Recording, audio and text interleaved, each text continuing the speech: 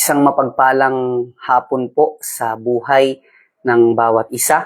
Muli, tayo po ay nandito sa ating online Bible study tuwing alas 4 po ng hapon. Ako po pala si Jan Francis, nakadeploy po ngayon dito sa lugar ng Dingalan, Aurora. Patuloy po nating pag-aralan ang nasimulan pong topic sa atin noon pong Lunes hanggang kahapon at hanggang po sa ngayon. Na sabi niya po dito sa ating topic, 10 sign you are a lukewarm Christian in this generation and how to change. Dito po sa number 5, ang sabi po dito, you know about Jesus but spend very little time with Him. Sabi po niya, marahil alam natin ng Diyos. Kilala natin ang Diyos. Alam natin ang naging buhay ng Diyos, pero tayo po yung mga tao na kahit na alam natin yung mga ganitong bagay ay konting oras lang yung naibibigay natin sa Kanya. Alam natin na tayo ay niligtas ng Diyos. Alam natin na tayo ay minahal ng Diyos. Alam natin na ang Diyos ay nagsakripisyo para sa atin. Pero alam niyo po, sabi niya, bagamat alam natin yung mga bagay na yun, ay konting oras lang yung naibibigay natin sa Kanya. Sabi niya dito, it's possible to know Bible stories while neglecting a real relationship. Marahil marami tayong alam. Marahil alam natin ang pasikot-sikot ng Biblia, pero madali sa ating ineglect. Yung tunay na relasyon sa Diyos. Bigyan ko po kayo ng isang halimbawa. Like for example po, natapat na mayroon kang bonding with friend at natapat din naman na ito ay Bible study sa inyo or sabihin natin araw ng pagsisimba. Yung mga tao po na ganito, ang sinasabi niya is, mas madali nilang mapaboran na yung bonding na lang muna kaysa magtungo sa Bible study or magtungo sa simbahan. Yun po yung sinasabi niya sa number 5, you know about Jesus. But spend very little time with Him. Na madali lang sa atin na magbigay ng parang konting oras lang yung kaya nating maibigay. Bagamat, alam natin na kung tayo ay magbibigay ng mahabang oras sa Diyos, ay mas mapapalapit tayo sa Kanya at magkakaroon ng tunay, na relasyon sa Diyos. Bigyan ko po kayo ng isa pang halimbawa. Meron pong isang tao na sobrang fun. Fun siya ng isang artista na yon na sobrang sinusundan niya ito. To the point na umabot na talagang inalam niya kung ano ang gustong pagkain ng artistang ito, ano ang gustong kulay, at saan nakatira, ganito, ganyan. At marami siyang nalaman. Samantalang yung isang tao naman, wala siyang gaanong kaalam-alam dito sa artista na ito, pero sila po ay sabay kumain. Sila po ay nagkakausap. Sila ay sabay pa magkakape. Ano po ang pinagkaiba ng dalawa? Marahil ay alam mo lang. May mga alam ka doon sa tao na yon. Pero iba kasi yung mayroon kang relasyon sa Kanya. At ganun din po tayong mga tao. Marahil ay marami tayong alam patungkol sa Diyos. Marahil ay sabihin natin, alam natin yung mga bagay na ayaw at gusto ng Diyos. Pero iba kasi yung mayroon tayong personal relationship sa Lord. Sabi po niya dito, hindi kasapatan na alam lang natin ang ginawa at nangyari kay Jesus. Bakit hindi kasapatan? Marami po tao ngayon na alam ang istorya ni Jesus. Kahit unbeliever, ay alam na si Jesus ay pinako sa krus, namatay, sa ikatlong araw ay muling binuhay ng Diyos. Maraming mga tao ang alam po ang bagay na ito. Pero ang hinahanap kasi ng Lord ay yung ugnayan. Yung ugnayan natin sa Kanya. Yung personal relationship natin sa Diyos. Yun po yung hinahanap sa atin ng Panginoon. Kaya nga i-check po natin mga kapatid kung madali na lang sa atin na magbigay na lang ng oras na yung okay na ito. Alam niyo po yung word na okay na itong gantong oras. Ang mahalaga ako'y nakita sa ganito. Ay i-check po natin. Bakit? Kasi sabi niya dito, ito ay sign na tayo ay malahiningang Kristiyano. yung relasyon natin sa Diyos ay hindi ma-identify ng Lord kung tayo ba ay malamig or tayo ba ay mainit. Hindi tayo ma-identify ng Panginoong Yesus. At ito pong number 5 na ito ay isang sintomas, na kung saan ay pinapasok na natin o tayo po ay lumalagay bilang isang lukewarm Christian. Isa pa pong example dito. Sabihin natin sa isang pamilya. Ang isang pamilya, merong nanay, merong tatay, may mga anak, may lolo, lola, Ayan ay matatawag nating isang pamilya.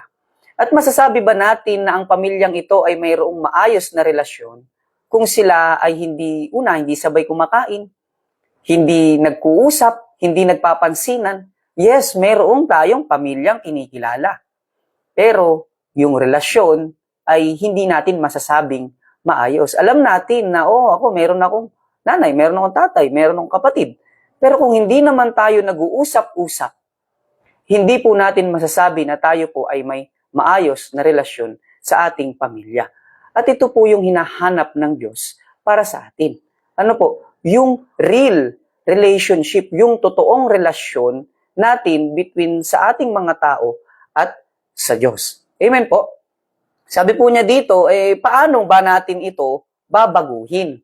Sabi po niya dito, make knowing Jesus your goal, not just knowing about Him. Gawin natin, kilalanin natin siya. At wag lang basta alamin. Kilalanin natin si Jesus, wag lang basta maghanap lang tayo ng info. Ano ba yung informasyon mula sa Diyos? Ano ba yung mga bagay at gusto ng Diyos?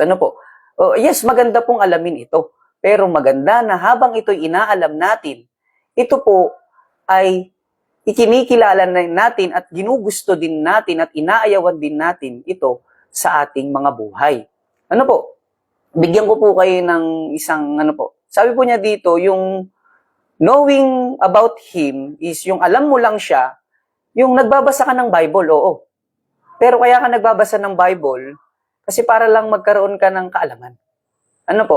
Yung kilala mo siya, yung may relasyon ka sa Diyos, kaya ka nagbabasa ng Bible kasi nag-iintay ka ng mensahe mula sa Kanya. Nakuha niyo po yung pagkakaiba na alam mo lang sa mayroon kang relasyon. Sa kilala mo lang sa mayroon kang relasyon. Sabi niya, sa alam mo lang or may kilala mo lang, yung nagbabasa ka nga ng Bible, oo.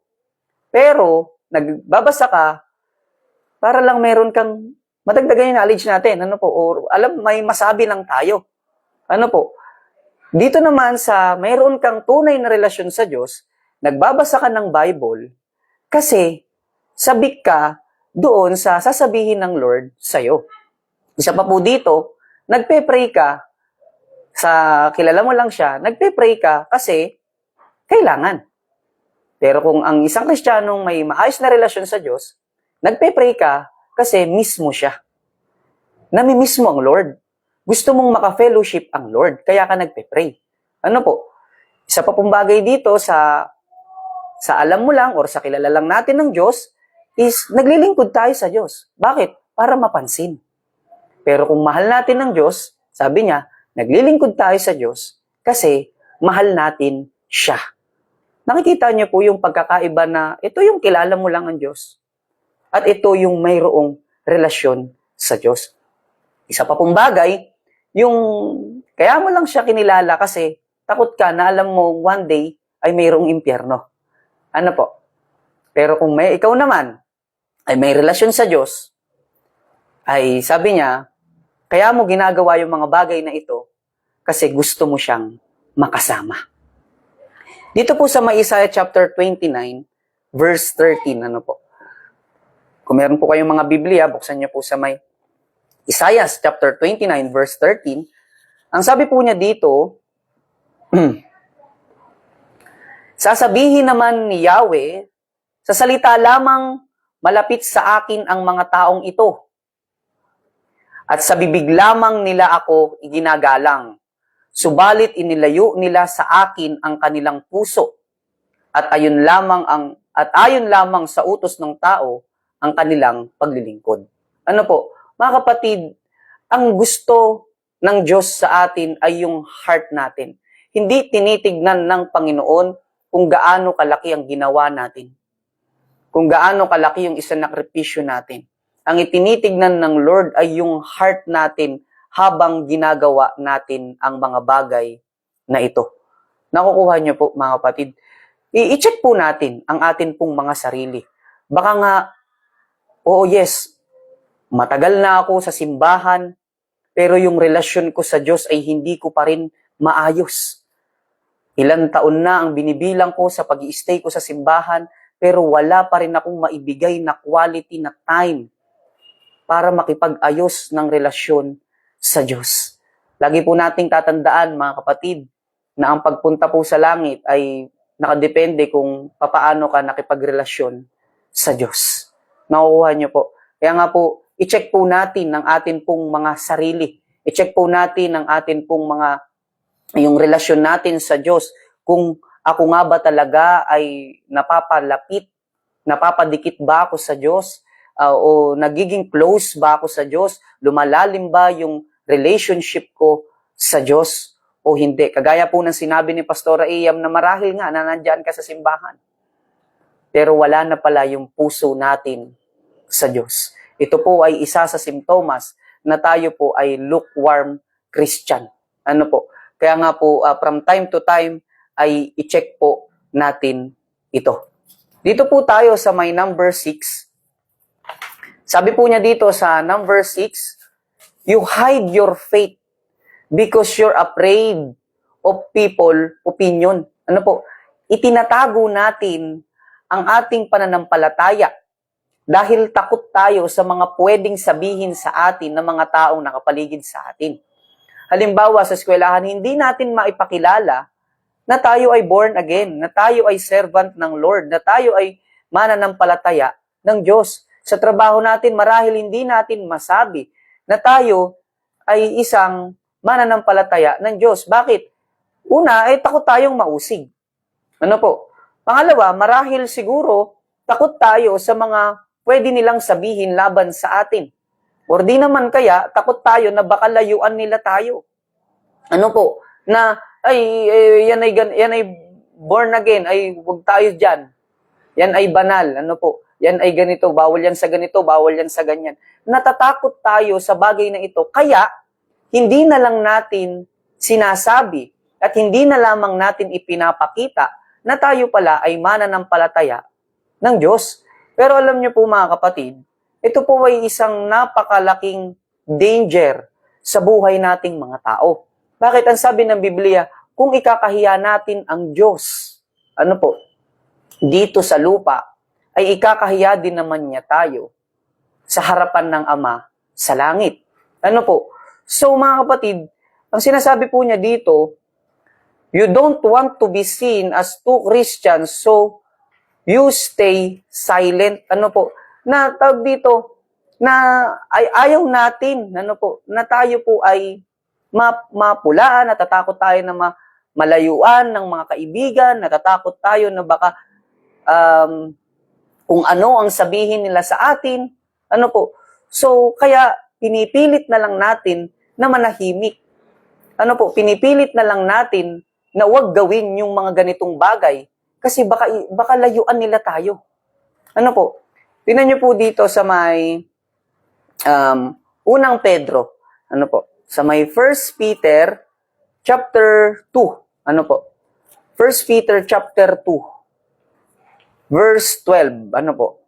Sabi po niya dito sa may 1 Peter chapter 2 verse 12, mamuhay kayo ng maayos sa gitna ng mga hentil, upang kahit na paratangan nila kayo ng masasama, makikita nila ang inyong mabubuting gawa at magpupuri sila sa Diyos sa araw ng kanyang pagdating. Sinasabi po ni Pedro na ipakita natin saan? Sa mga unbeliever na ito ang pamumuhay ng taong may pananampalataya, ng taong may relasyon sa Diyos. Bakit? Para upang paratangan man nila tayo. Ano po? Mabuti man pala or masama ang gawin natin, talagang may masasabi sa atin ang mga tao sa ating paligid. Ano po? Kaya nga sabi niya, kahit na paratangan nila kayo ng masasama, makikita nila ang inyong mabubuting gawa. Ibig sabihin, mga kapatid, hindi mo naman kailangan ipagsigawan, ipagkalandakan, na yung bang tatayo ka sa harapan na ibagsisisigaw ka na ako ay mananampalataya ng Diyos.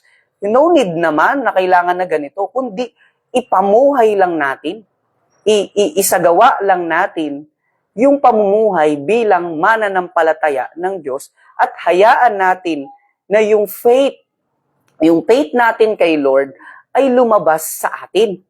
Nakuha niyo po, mga kapatid. Yun yung sinasabi niyang mamuhay kayo ng maayos sa gitna ng mga hintil. Huwag na huwag tayong sumang-ayon sa mga bagay na gusto nila para lamang masabing in tayo. Masabi lamang na tayo ay nakikisaya sa kanila. Para lamang huwag tayong malayuan, huwag lamang tayong mausig. Alam niyo po, mga kapatid, kapag tayo ay inuusig ng dahil kay Jesus, magalak po tayo. Bakit? Ito yung sign na tayo ay close sa Diyos. Pero kung ikaw or ako yung isang klase ng Kristiyano na hindi man lamang nakatikim ng pag-uusig, check po natin ang heart natin. Baka nagagawa nating ikahiya ang Diyos. Ulitin ko lang, kapag tayo po ay dumadaan sa mga pag-uusig or sa mga sinasabi ng iba sa likod natin, habang tayo ay nagpapatuloy sa paglilingkod ng Diyos, maging magalak ka, maging masaya ka. Dahil ikaw ay lihitimong close sa Diyos. Malalaman mo kung ikaw ay mahilig bumili ng sapatos, malalaman mo kung alin ang lihitimo sa hindi lihitimo. Dahil alam mo yan. Pero ang isang sign na ikaw ay mayroong true relationship sa Lord, inuusig ka dahilan sa pananampalataya po natin sa Diyos. Alam niyo po, naalala ko po yung pinanood po nung training na dumating to the point na hindi na lang sila basta pinagsasalitaan. Sila ay dumadanas ng matinding pananakit, matinding hagupit na tinatanggap ng kanilang mga katawan. Ganun katindi usigin alin ng mga mananampalataya noon. Pero sa panahon natin ngayon, makarinig lang tayo ng hindi maganda dahil sa pagsunod natin sa Diyos. Ganun na lamang kadali nating iwanan yung faith natin sa Lord. Ngayon po, sabi po niya dito na sa may John chapter 15, verse 18 to 19, ang sabi niya dito, kung kayo man ay kinapupuotan ng mundo, alalahanin natin, ang sabi niya, na una ng kinapuotan ang Diyos. Kaya nga sabi niya dito, sign ito na malapit ka sa Lord. Sign ito. Pag napupuot na ang mundo sa atin, inuusig tayo dahil sa pagsunod natin sa Diyos, ito po ay sign na malapit ka, close kayo ng Lord. At Mateo chapter 5, verse 10, ang sabi niya, mapalad ang mga taong inuusig dahil sa akin. Pinagpala ka. The more na maraming sinasabi sa atin, tayo po ay pinagpapala ng Diyos. Ito po, sabi niya, paano ito baguhin? Don't be ashamed of the one who gave everything for you. Sabi po niya dito, huwag kang matakot or huwag mong ikahiya yung tunay na nagmahal sa'yo.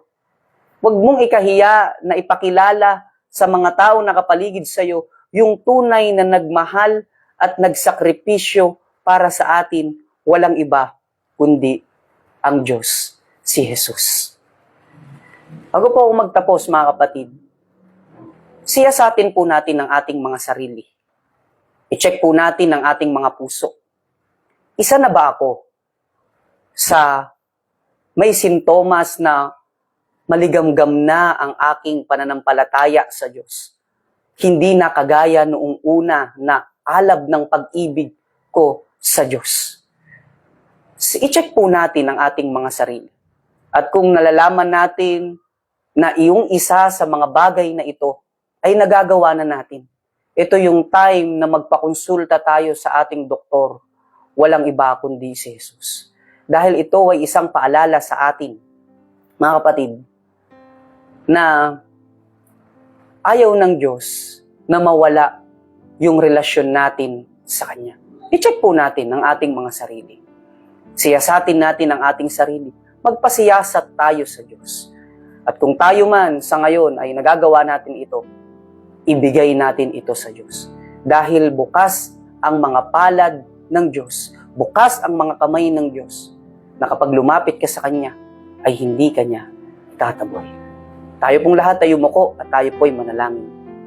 Aming Ama, sa pangalan po ng iyong anak na si Jesus, maraming salamat, Panginoon, sa mga paalala mo sa amin sa hapon na ito, Panginoon, na mas magkaroon pa kami ng tunay na relasyon sa iyo. Mas mapakilala ka pa namin sa mga tao, Panginoon. Sa pamumuhay namin, O Diyos, ay lumabas, Panginoon, sa aming pananalita, sa aming pagkilos, sa aming pag-iisip, ang mga prinsipyo mo. At hayaan mo, Panginoon, na maging asin at liwanag kami ng sanlibutang ito, Panginoon. Lord, kung kami man, Panginoon, ay pumapasok bilang isang maligamgam maligamgam ang relasyon namin sa iyo. Lord, patuloy, Panginoon, na nagpapaayos kami, nagpapasiyasat kami. Muli naming binubuksan ang aming mga puso at muling pinag-aalab ang relasyon namin sa iyo, Panginoon. Maraming salamat sa buhay ng kapatid kong lalaki at babae na nagbigay ng oras at panahon upang makinig at mag-aral ng iyong mga salita. Nawa ito ay hindi lamang namin basta napakinggan, kundi ito po ay aming maisapuso, maisabuhay, Panginoon, at magawa namin ito hanggang sa muli mong pagparito. Maraming salamat po, Panginoon, sa iyo namin binabalik ang pinakamataas na papuri, pagdakila, paggalang at pagsamba sa pangalan ng iyong anak na si Jesus. Amen and amen. Maraming salamat po sa buhay ng bawat isa. Patuloy po tayong sumubaybay sa ating Rema Pills tuwing alas 4 po ng hapon. Maraming salamat po. God bless po.